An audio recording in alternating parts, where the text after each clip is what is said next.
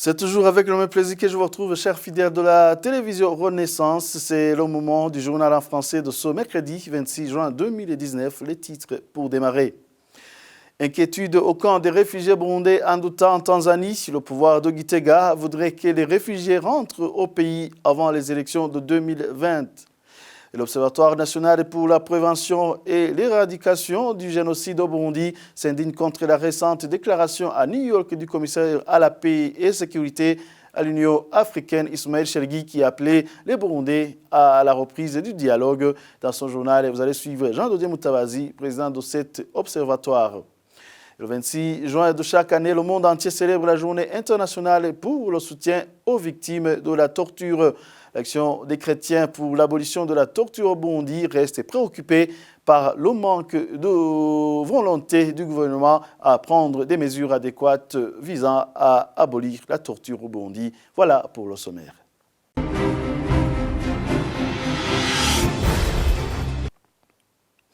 Encore une fois, bienvenue. Cléophas Nkurunziza, responsable du parti CNL dans la zone de Rutonganikwa de la commune Wuhiga, province de Karusi, est emprisonné depuis vendredi au commissariat de la police dans la zone de Wuhiga.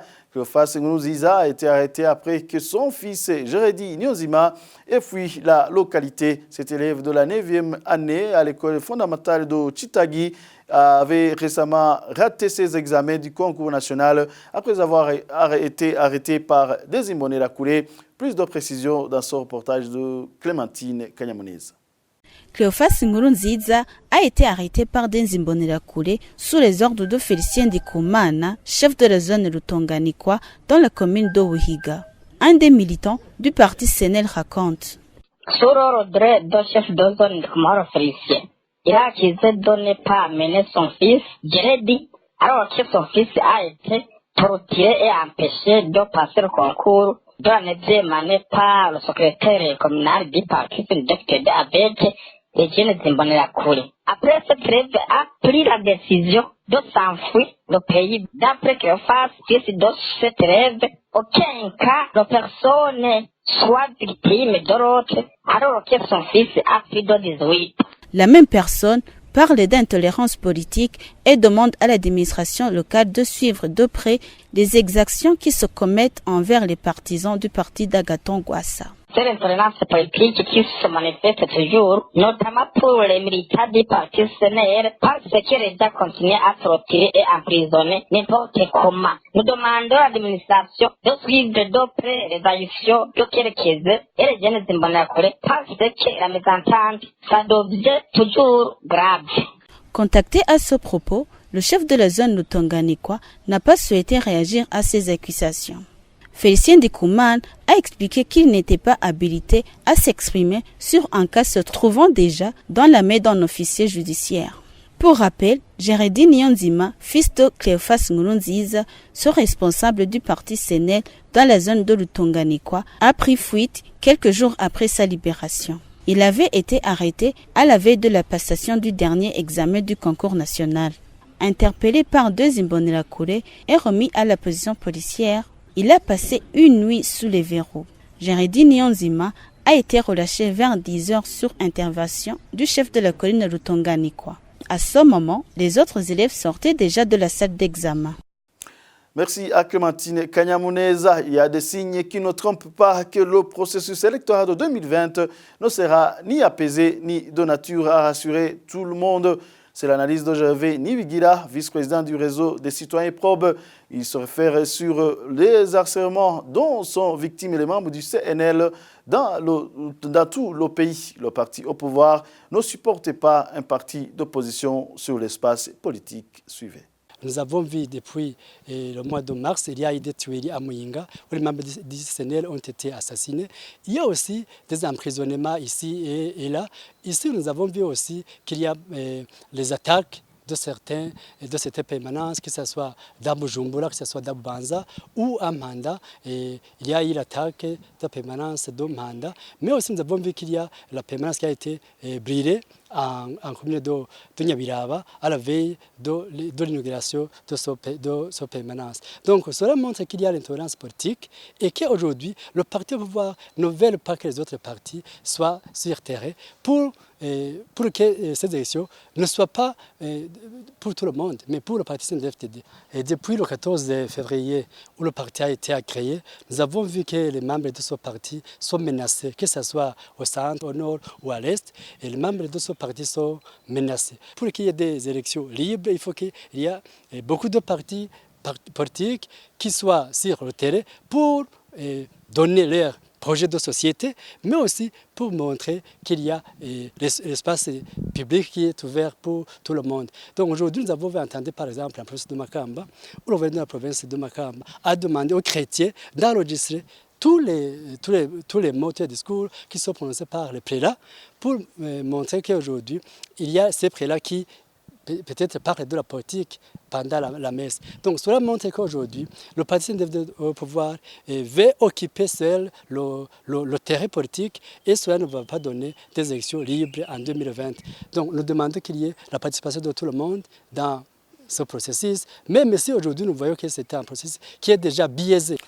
Je vous le disais dans les titres, certains faits qui se passent dans les camps de réfugiés de la Tanzanie inquiètent plus d'un. Le régime de Bujumbura voudrait que les réfugiés burundais soient contraints de retourner au pays avant les élections de 2020. Des attaques ont ciblé ces camps, mais la police et l'administration tanzanienne ne seraient impliquées pour lutter contre les auteurs de ces attaques.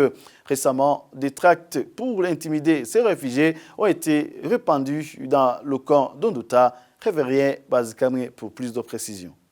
Le jet des tracts dans le camp d'Onduta est le fait le plus récent parmi d'autres faits qui se sont passés dans le camp des Burundais de la Tanzanie. C'est une autre forme d'intimidation aux réfugiés burundais après que l'administration et la police aient décidé de s'impliquer dans la lutte contre les auteurs et des attaques contre les cas des réfugiés, comme certains des réfugiés burundais le pensent.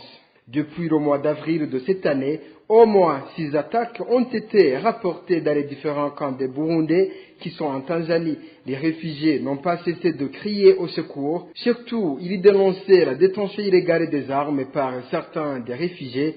D'autres évoquent jusqu'à maintenant des Burundais qui font des navettes au Burundi et qui rentrent au camp. Ceux-ci sont pointés du doigt d'être parmi les auteurs de ces attaques. Le bilan de ce mois de juin est seulement 3 Burundais ont été tués par la police tanzanienne. Le maire du district de Kibondo, Louis Boula, a rassuré que la police tanzanienne a poursuivi un groupe des hommes armés qui se sont repliés vers le Burundi et les corps des victimes étaient des Burundais. Il venait de mener une attaque dans le camp d'Onduta dans la soirée du 31 mai 2019. Des réfugiés se réjouissent aujourd'hui de cette implication de la police dans leur sécurisation. Néanmoins, il reste inquiet que toutes ces formes de violence sont financées par le régime de Bujumbura pour les contraindre à rentrer avant les élections de 2020, comme cela a été l'objet des tracts qu'on a découverts dans le camp d'Onduta ce dimanche passé. Toujours page droit de l'homme, le 26 juin de chaque année, le monde entier célèbre la journée internationale pour le soutien aux victimes de la torture. L'Action des chrétiens pour l'abolition de la torture Burundi, ACAT, regrette que malgré l'adhésion du Burundi à la Convention contre la torture, les victimes des crimes de torture ainsi que leurs familles sont privées de leur droit d'accès à la justice. Selon Gisté Nimouona du service de la communication au sein d'ACAT Burundi, depuis 2017 à nos jours, cette organisation a recensé 220 cas de torture. Cette journée dédiée au soutien des victimes de la torture, célébrée chaque année en date du 26 juin, et l'ACAT Burundi s'associe aux autres organisations de la société civile nationale et internationale pour commémorer cette journée et refuser que cette barbarie continue dans le monde et au Burundi en particulier.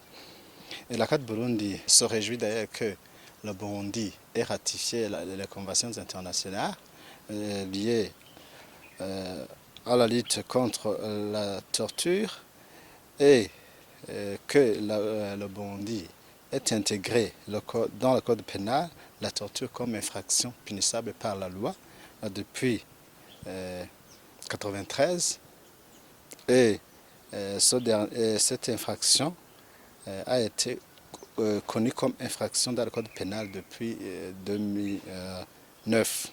Malgré cet arsenal juridique, la CAD Burundi déplore que le Burundi soustrait à ses obligations, car les victimes de torture ainsi que leurs familles ne savent plus où donner de la tête.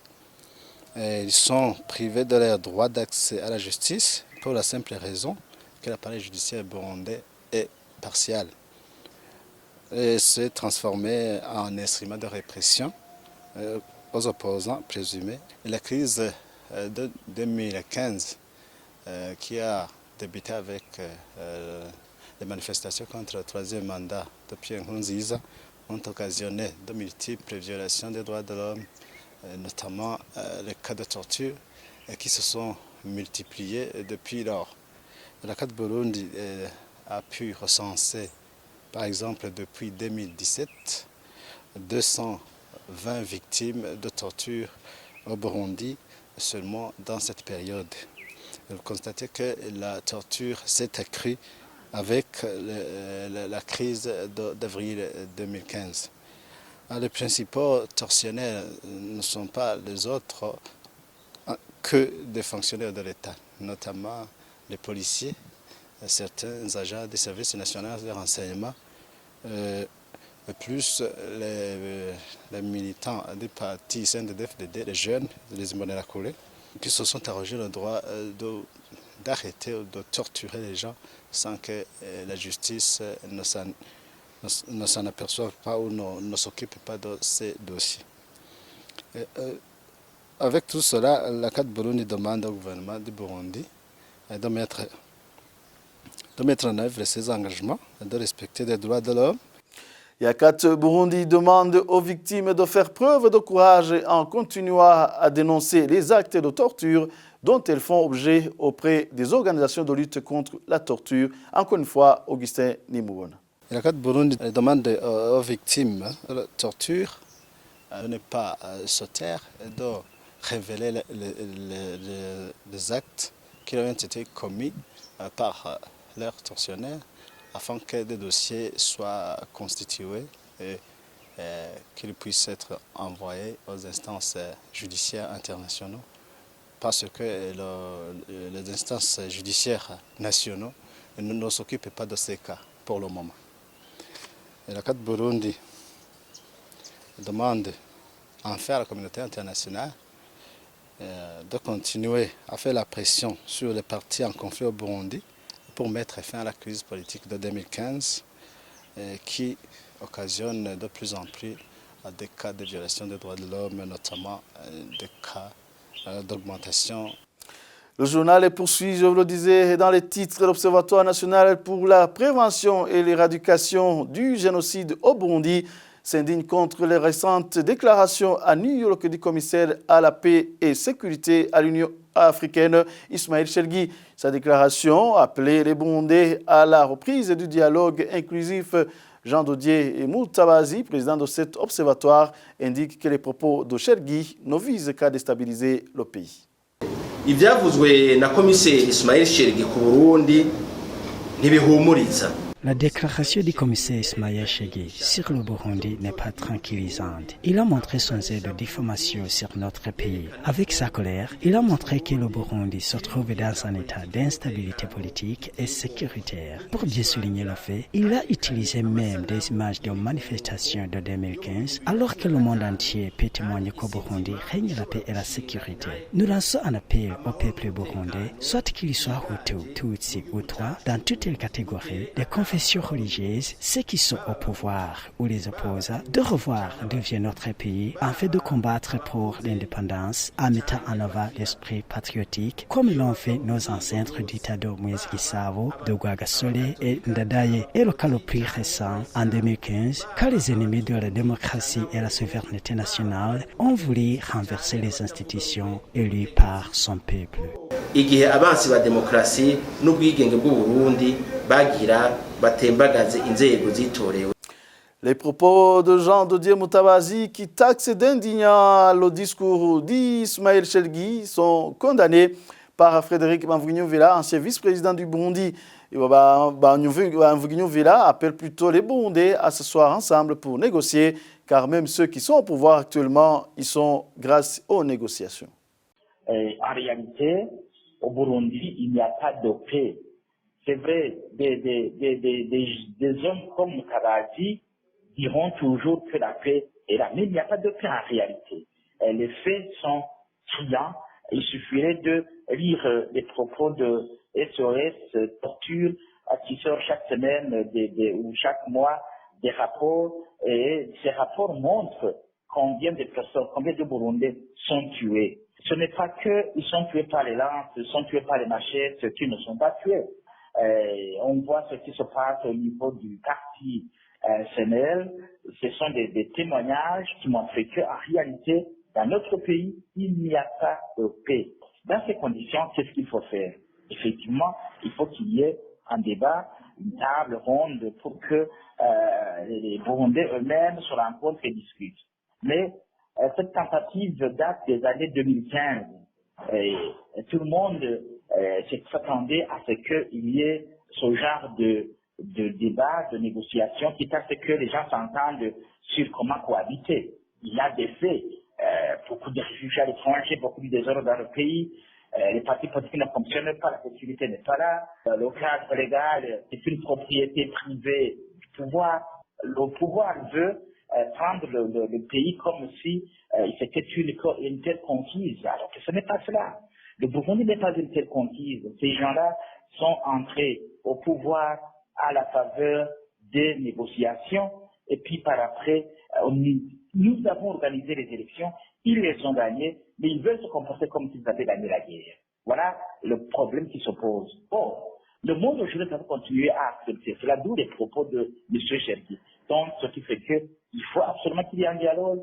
Sinon, est-ce qu'ils sont prêts? Ils ne sont pas prêts, ils l'ont déjà déclaré. Donc, la solution, il faut les forcer. Alors, les forcer, il y a plusieurs niveaux de forcing. Soit ce sont des Burundais qui s'organisent pour organiser la rébellion, comme ils l'ont fait, c'est un fait. Alors, d'autres solutions, comme la communauté internationale dit non, il ne faut pas prendre la voie de la guerre. Ok, maintenant, s'ils nous montrent ce dont ils sont capables, il faut qu'ils prennent des sanctions. Alors, dans ces conditions, effectivement, ils seraient courbés et forcés à accepter cette table de négociation. Mais en dehors de ça, c'est impossible. Page de justice, avant de clore cette édition, l'Assemblée nationale vient de réviser certaines dispositions de la loi régissant la Cour constitutionnelle. C'était ce mardi. Une des dispositions qui ont été révisées est la prolongation du mandat des juges de la Cour qui va de 6 à 8 ans. Suivez les explications d'Aimé Laurentine Kanyana, ministre de la Justice.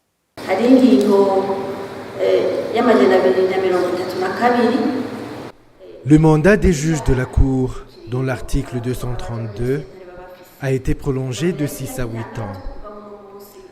Concernant le budget qui était alloué au ministère de la Justice, qui causait d'ailleurs beaucoup de problèmes, vu que cet argent devait toujours transiter au ministère, désormais c'est le président de la Cour constitutionnelle qui va donner la permission de retirer cet argent sans passer par le ministère. Concernant le protocole, le président de la Cour constitutionnelle va suivre le président de la Cour suprême. Concernant d'autres personnes qui travaillent au sein de la Cour, il a fallu qu'on augmente leur niveau. C'est par exemple les greffiers. Quelqu'un qui prend des procès-verbaux doit être suffisamment formé pour bien suivre et écrire ce qu'il a compris.